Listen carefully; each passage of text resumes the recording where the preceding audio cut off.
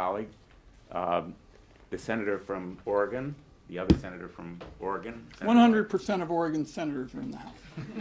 And my colleagues have said it very well. So here we are, 24 hours from the tariff announcement, which for farmers and families and small businesses is simply economic poison.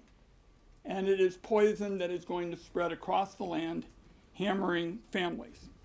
Now we go to the next debate, and let me be blunt in terms of how I'm describing it to folks at home. We are going to see on full display by the Republicans for the American people a morally bankrupt bargain.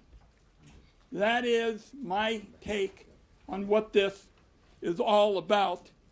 And no amount of gaslighting by the Senate Republicans can hide the true cost of what they're doing, the over $5 trillion, and the consequences of the breaks to the billionaires, and making sure they get their way, that people on Medicaid and hunger programs and the like pony up the revenue.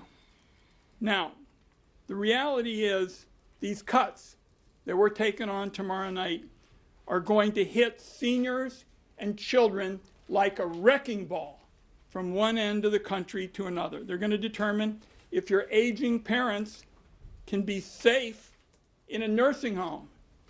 I'm not kidding you. They're talking about cutting potentially staff.